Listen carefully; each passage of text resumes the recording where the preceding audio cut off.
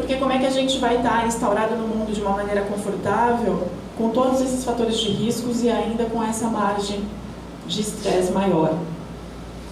Sofrimento psíquico, né? Poucas pessoas falam de transtorno mental como ansiedade e depressão. Os exemplos a gente cita sempre os mais fora da curva, os mais graves, que é a esquizofrenia e bipolaridade.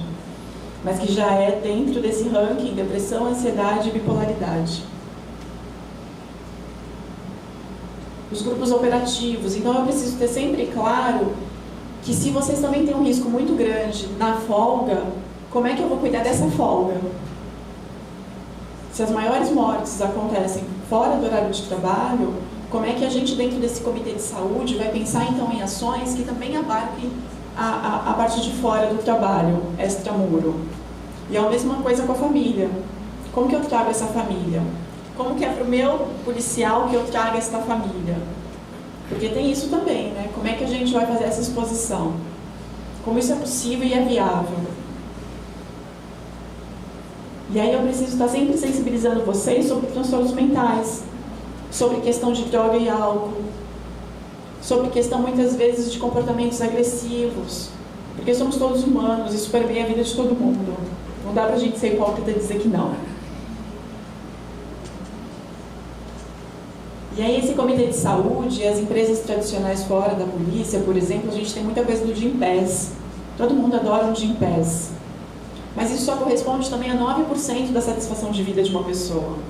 Como é que a gente traz e insere esse indivíduo numa assistência integral, levando em consideração o esporte, mas a cultura, o lazer? Como é que a gente restaura esse policial a se tornar cidadão no mundo de novo?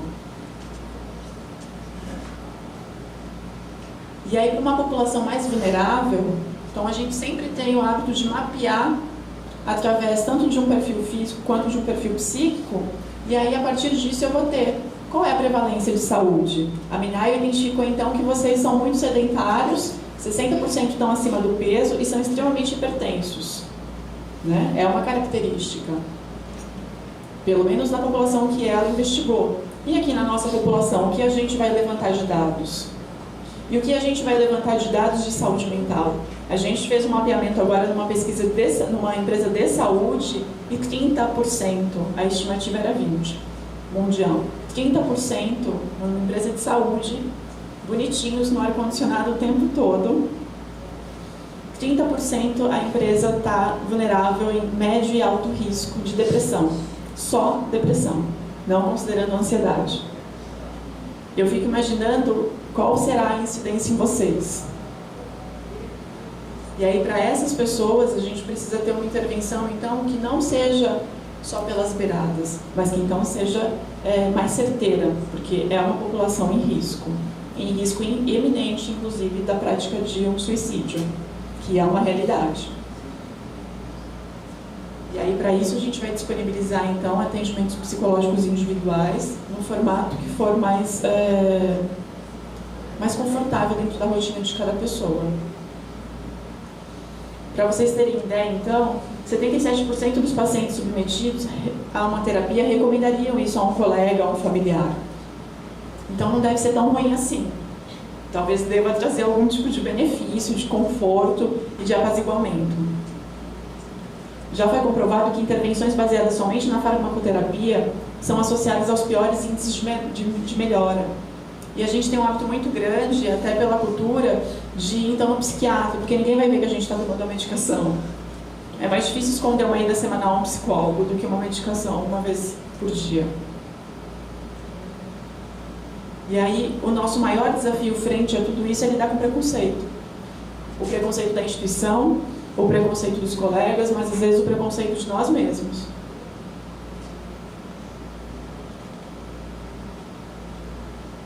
E aí, quando a gente tem esse tipo de ação integrante, a gente consegue ter uma maior conscientização para cuidado físico e psíquico. Já é um passo imenso. Desestigmatização sobre os transtornos mentais, espaço de escuta para as suas dificuldades com total sigilo, porque tem isso, embora as corporações também fornecem profissionais, às vezes os profissionais são de patentes hierárquicas. como é que você vai fazer, como é que você vai dizer das suas augúrias e dos seus sentimentos e de toda a sua fragilidade para um superior? Desenvolvimento de recursos de enfrentamento para lidar com situações adversas. A gente não vai conseguir mudar o sistema. Mas como a gente vai poder minimizar os riscos, então, da nossa presença nesse sistema? E do quanto aquilo tem atingido a nossa vida pessoal e a nossa família. Consequentemente, a gente consegue ter uma maior sensibilização e um maior rendimento nos outros espaços de vida. Porque a gente precisa se colocar no mundo nos lugares da vida. Como fazer isso para um policial que a morte ronda o tempo todo? Né? E aqui eu estou me referindo muito ao policial homem, porque é uma maioria ainda, mas quando a gente vai lidar com as policiais mulheres, o quanto às vezes os homicídios vinculados a ela não estão extremamente mais graves, por duas frentes, por ser mulher e por ser policial. E aí a gente vê barbáries muito mais cruéis. Na corporação, a gente acaba tendo uma maior satisfação, ou minimamente um maior senso de ser cuidado. A gente consegue diminuir os afastamentos e os acidentes de trabalho. A gente tem melhor gestão de recurso humano e financeiro quando a gente faz esse mapeamento, porque não adianta contratar 1000 psicólogos, eles não vão ser suficientes. E a gente não vai solucionar o problema. Quais são as outras frentes? E uma diminuição da taxa de sinistralidade. Que isso na prática para vocês significa vamos adoecer um pouco menos, porque a gente vai estar aí construindo outros recursos de lidar com saúde. Tá? E aí eu gostaria da gente poder entender, assim, vamos ser solidários. Hoje é um colega, mas amanhã pode ser eu nesse sentido. Pode ser a minha família sendo prejudicada. 32% das mulheres que foram entrevistadas em uma pesquisa perceberam seus maridos extremamente mais quietos. Outros 30 e poucos perceberam eles extremamente mais irritados. Então, como que isso circula dentro dos espaços afetivos de casa? Tá? Que a gente possa sempre construir, então, uma evolução humana dentro do que a gente pode. Se a gente começar por nós mesmos, isso certamente já é uma contaminação para o coletivo. Tá? Eu quis até fazer uma fala um pouco mais burocrática, para a gente poder dialogar e dar espaço para as outras palestrantes. Que você vai fazer o encerramento. Muito obrigada. E aí a gente entra num diálogo de como a gente pode construir isso juntos e entender um pouco da particularidade do trabalho de vocês. Porque também a gente tem poucas pessoas da rua. Quero saber quem são vocês também depois, tá?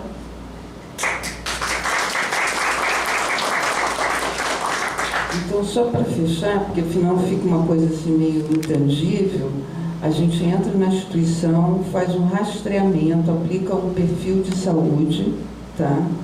E esse perfil de saúde faz um diagnóstico daquela população. Então, todas essas incidências de ansiedade, depressão e como direcionar, aqui a gente está partindo da premissa que a principal demanda é a saúde mental, ela começa a ser desenvolvida em 2 pilares.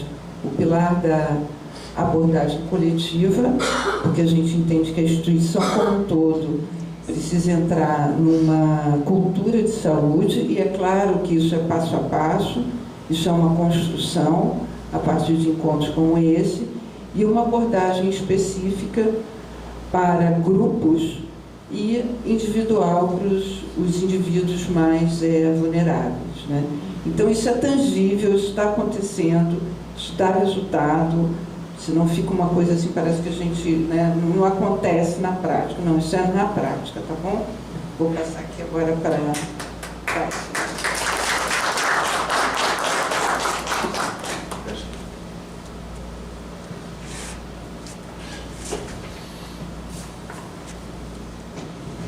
bom dia a todos. Alguns já me conhecem, né? Porque está fazendo exatamente 2 anos que eu frequento aqui, né, o núcleo, né, que fui convidada através da inspetora Irlana, que está com o neném lá atrás, né, sempre atuante também. Nós nos encontramos num curso de Direito e Psicanálise, um curso pela UERJ, um curso de extensão. logo em seguida, eu estava fazendo praticamente 2 anos que a minha filha tinha falecido. Então, agora, já tem 2 anos, exatos 2 anos, completou agora no sábado, 4 anos do falecimento da minha filha e, em consequência, 2 anos que eu frequento aqui o núcleo de psicologia aqui da Coligação dos Policiais Civis. Fui muito bem acolhida, agradeço a todos. Vocês entraram na minha vida num momento muito dolorido e eu caminho com vocês, vou caminhar sempre com vocês, se Deus quiser. E estou caminhando, estou seguindo, né? Sobrevivendo, como é o termo que se diz para quem é enlutado pelo suicídio. Eu sou a mãe de uma moça de 33 anos, que hoje estaria com 37. Ela era, cabe agora eu dizer, pela fala das doutoras, da doutora Kilza, da Sofia, cabe dizer que ela era funcionária, era servidora pública federal da ANS, da Agência Nacional de Saúde. Então, a Agência Nacional de Saúde, ela cuida dos planos privados e uma particularidade do SUS. Ela basicamente dedica à fiscalização dos planos de saúde, sendo que ela não tem plano de saúde. Os agentes, os técnicos, como era minha filha, era uma técnica em regulação de saúde, ela não tinha plano de saúde. Não podia ter, porque a ANS teria que, o governo, né, federal, através do Ministério da Saúde, teria que dar condições de se fazer um plano de saúde, porque como eles fiscalizam os planos de saúde, eles não têm direito, os funcionários não têm direito a plano de saúde. Tem um acréscimo no salário, ganham mais um pouquinho para poder cobrir um plano fora de escolha. Então, a minha filha, ela apresentou em 2015, é um marco também, porque em 2015 as políticas públicas começam através, depois a norma vai falar, através da existência do CVV. Começam as informações a respeito da saúde mental no Brasil, é um marco entre 2014 e 2015.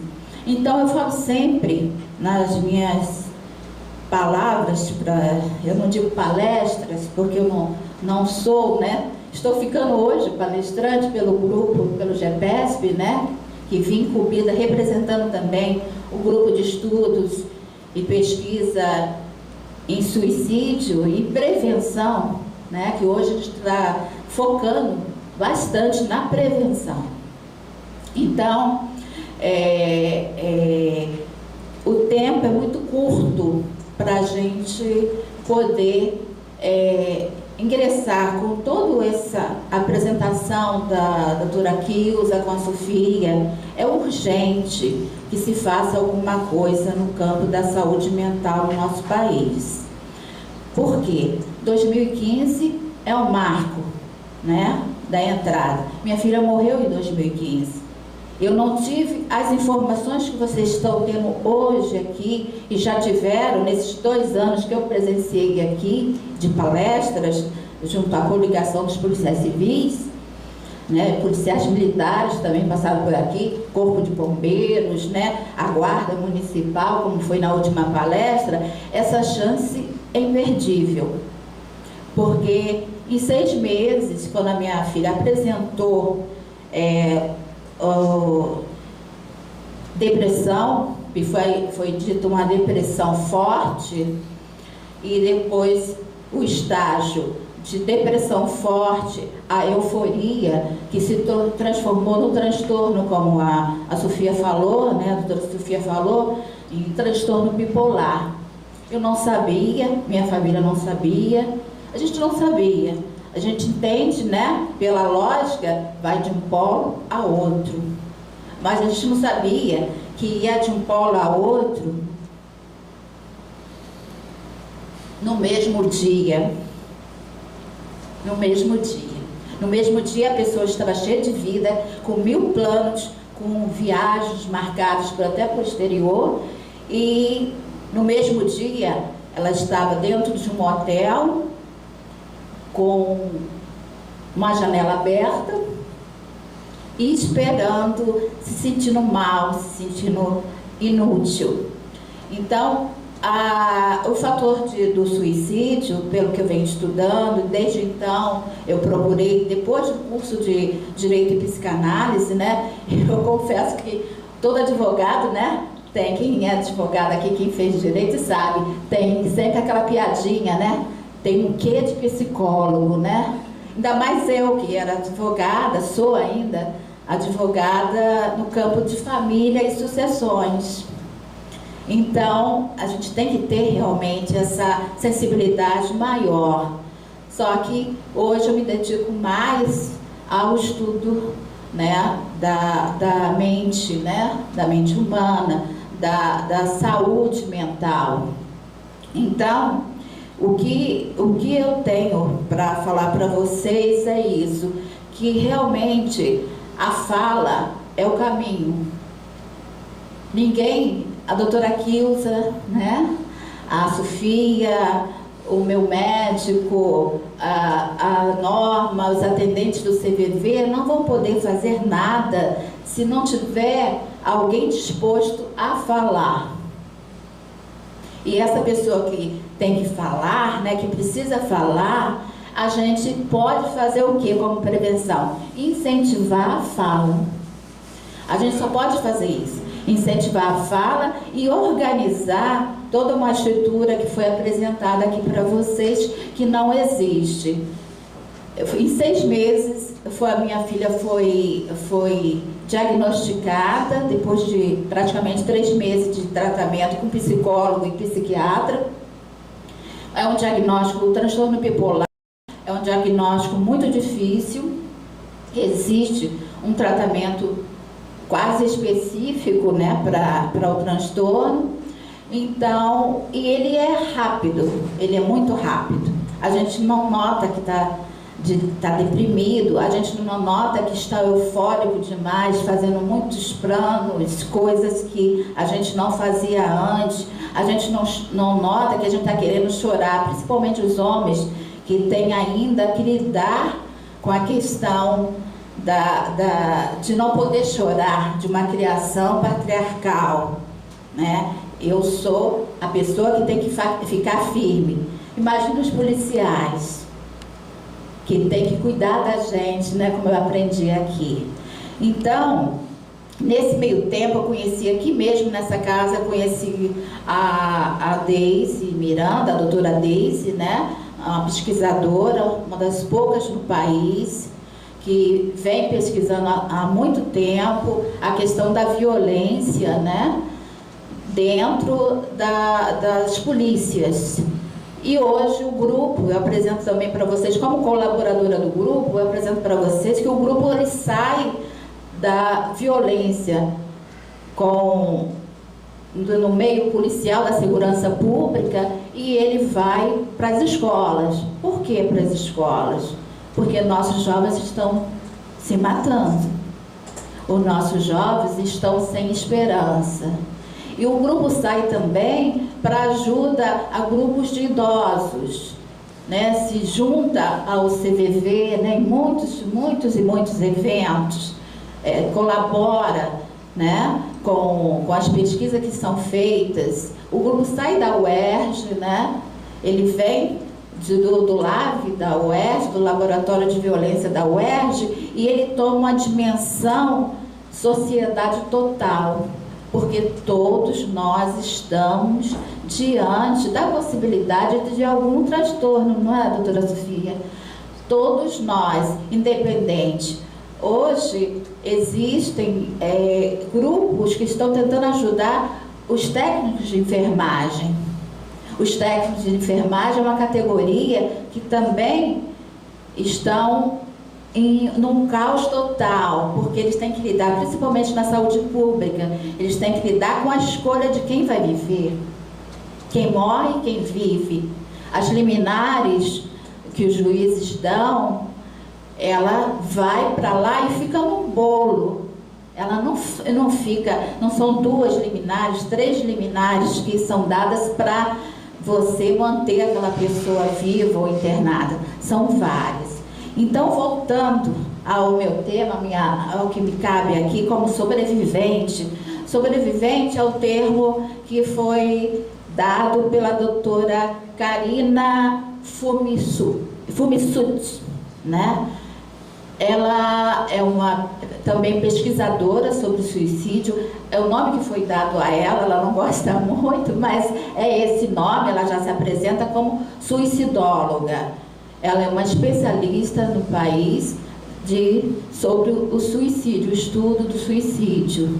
Palestrante também em São Paulo, em várias partes do país também. Ela palestra e recentemente ela lançou agora, semana passada, esse livro para sobreviventes e lutados por suicídio, cuidados e intervenções. Por que eu trouxe esse assunto? Porque muitos de vocês, policiais, são também sobreviventes enlutados pelo luto do colega, do parceiro, né? Daquele colega que se matou pelo sofrimento constante, por vários fatores, que o suicídio é o final, né, para quem morre, né? Mas não é o final para quem vive. Por isso que há 2 anos atrás eu falei aqui para um psicólogo da UFRJ que esteve aqui numa mesa e ele concordou comigo. Nós temos que falar de vida, não de morte. Porque a morte já está na intenção, no pensamento daquela pessoa. Nós temos que falar de vida, da possibilidade, da esperança em viver dentro de crises. A gente vive crises econômicas, crises sociais, crises financeiras, crises espirituais, porque o suicídio também está no meio das pessoas que têm fé. O suicídio não é de uma pessoa que não tenha fé. O suicídio está no meio dos padres, tá? Ele está no meio de todas as outras demais religiões. Não é uma fraqueza e nem um ato total de coragem. É um fenômeno social do nosso tempo, que a gente precisa estudar, que a gente precisa ter meios para se utilizar dele. Então, volto a dizer para vocês, nem sempre a gente tem muito tempo. A minha família teve 6 meses. Enquanto ela, uma jovem alegre, uma jovem cheia de vida, que de repente, por vários motivos familiares, motivo da vida pessoal dela, motivo do trabalho, eu até já coloquei aqui em outra oportunidade, de comparações de serviço, de assédio no trabalho, e vários motivos ela teve, e nada justifica a tirar sua própria vida, mas a gente tem que procurar entender, porque um dia pode ser a gente. Então, eu passo aqui para vocês essa minha experiência, porque desde então eu tenho procurado lutar e conhecer, porque informação é o que falta. Aqui a Norma, representante do CVV, trouxe vários folhetos que eu conheço já todos e divulgo todo ano, desde um ano do falecimento da minha filha, eu divulgo para todos os lugares que eu participo, tá? E é uma informação que me faltou em 2015. Então eu estou aqui para isso. A luta é essa, é do luto à luta. Então eu vou deixar aqui para vocês, tá, uma breve palavra aqui da doutora Karina algumas coisas que eu anotei aqui nesse livro, que eu comecei a ler, né, como sobrevivente. Aí ela fala aqui, uma característica dos sobreviventes, que pode ser também uma característica de vocês, uma característica de quem extrai flor de pedras, e que ela aprende que deve acolher todos os sentimentos, e por isso deverá legitimar momentos em que sente vontade de chorar, falar, sentir tristeza, culpa, raiva, revolta e indignação pela condição do sofrimento. Sobretudo, terá de atravessar o lugar da impotência. Eu sou uma impotente, mas vocês não. Porque a impotência minha é não poder fazer para o meu familiar. Mas eu posso transpor isso, sobreviver a isso e ajudar vocês a prevenirem de vocês, ou de um colega, ou de um familiar. Solo fragmentado e árido, difícil de caminhar. Quem extrai flor de pedras continua a viver e busca o resgate do que ficou vivo em si, do outro que se matou. Por um tempo ilimitado, tornar-se-á um sobrevivente, porque a gente não tem um tempo de luto. O sobrevivente, ele pode, no meu caso, principalmente como mãe, é um luto eterno. Eu sempre falo isso porque eu acho que foge da natureza. E dessa natureza que foge, esse luto meu, do meu marido, do meu filho, é um luto eterno, mas que pode vir carregado de esperança, carregado de luta, para que isso não aconteça com outras pessoas. Então, o meu papel aqui hoje não é chegar e palestrar para vocês sobre formas, o que pode, faz assim, eu fiz assim, não deu certo, nada disso. É dizer para vocês que a esperança existe.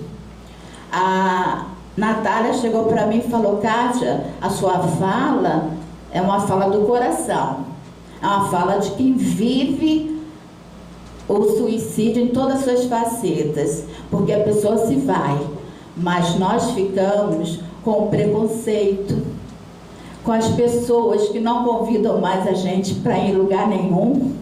Eu fui convidada agora para ir no batismo do Yuri. Yuri vai ser batizado domingo. Estou muito feliz, eu e meu marido. Os próprios familiares se afastam.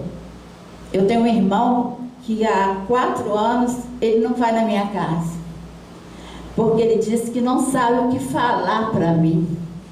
Ele não precisa falar, ele precisa me abraçar.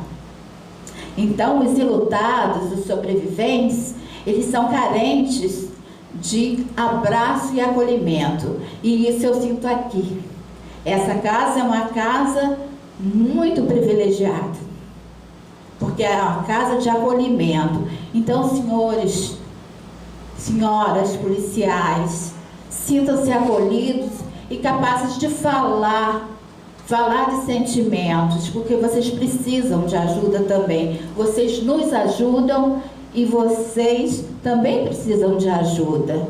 Essa consciência vocês têm que ter clara e tentar, junto com os colegas, os policiais, né, os outros policiais que não estão presentes aqui hoje, falar essa necessidade. Olha, procura lá, tem um núcleo, tem uma pessoa, tem um lugar assim que vai te acolher, tá? Então eu vou encerrar a minha fala dizendo que para vocês eu não trouxe nada, né? Mas existe vários, eu trouxe os lacinhos. Quem quiser levar os lacinhos, você sabe o que é o lacinho, o significado do lacinho, da luta do lacinho? O lacinho foi nos anos 90, um rapaz chamado Mike, eu já estou terminando, o rapaz chamado Mike Mike tinha 17 anos. Ele comprou um Mustang, reformou e colocou o Mustang nessa cor de amarelo. E os pais não perceberam, ninguém percebia, os colegas não perceberam, mas o Mike estava sofrendo, né, psicologicamente. A saúde mental do Mike não estava boa e logo em seguida o Mike se suicidou. Então, aí ficou, os colegas, os parentes, familiares levaram cestas com frases como essa, né? Frases que, como a gente vê, esse ano foi muito bacana. O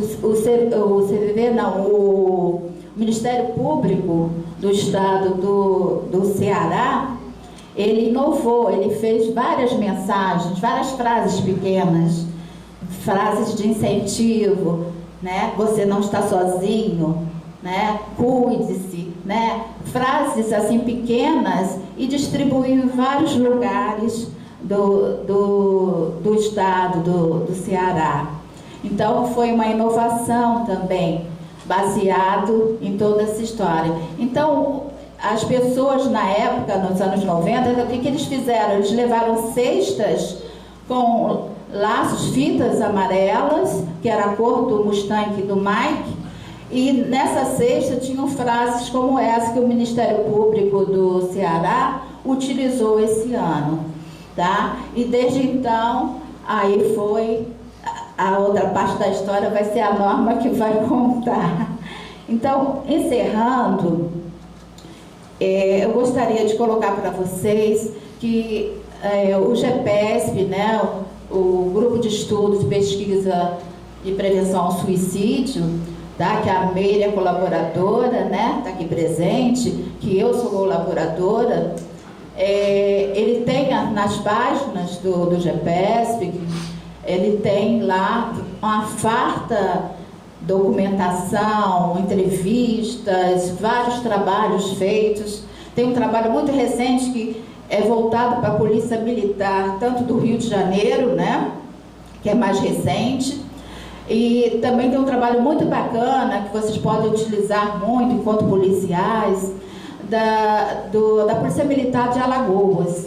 A Polícia Militar de Alagoas fez uma cartilha. Nessa cartilha consta, a cartilha é uso para a família do policial, para o policial, para os colegas de trabalho, né, para a chefia do comando desses policiais, né? Então é muito interessante essa cartilha. Ela é bem resumida, mas ela dá muita informação forte, informações que você podem usar no dia a dia, tá ok? Eu encerro a minha fala, tá?